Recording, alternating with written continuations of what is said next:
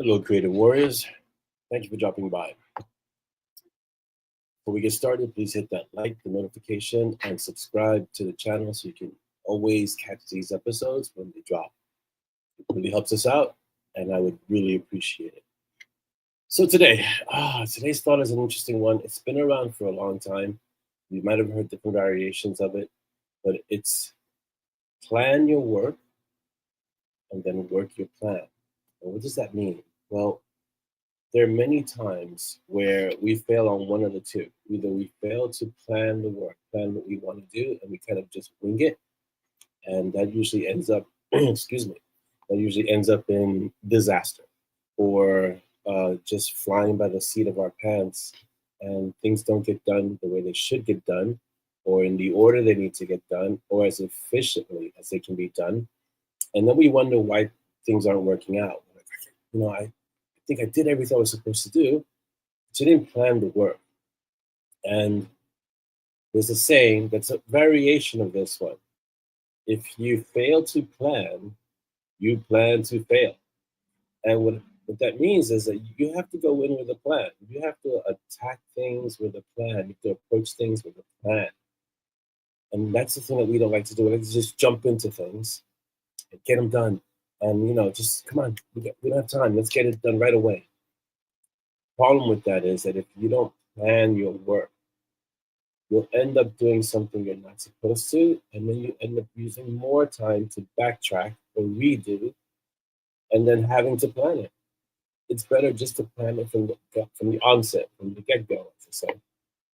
And we fail to see this many times unless we go through the problem and have a misstep or a mistake, and then we realize, oh, I should have planned this, should have planned ahead. I should have put everything into place first and then tackled the work.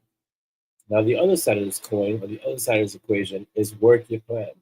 Sometimes, not always, but sometimes we take all this time to plan, and sometimes we take too much time planning. That when we get to the work, because we're crunched for time or we have this sense of urgency, we don't work the plan that we spent all this time creating. We wing it. Even when we have a plan, or sometimes we don't think the plan is good enough, so we don't stick to the plan. Or someone comes along and says, no, I have a better plan. This is the plan that's going to work. And we abandon our plan.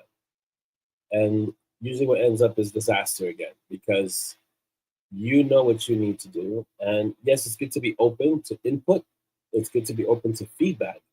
But if you have a plan, work that plan. If you took the time to make a plan and to make it work and to have it the way it needs to be because you know what the end result needs to be, then work the plan. You plan your work and you work the plan.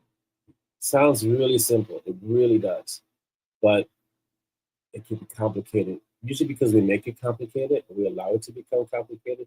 But it's not really that complicated as long as we stick to that principle of planning the work and then working the plan. That's what you gotta do. It's not hard, but it is hard. It's simple, but it's not easy. How that's really what it really is. It's simple. The concept is simple.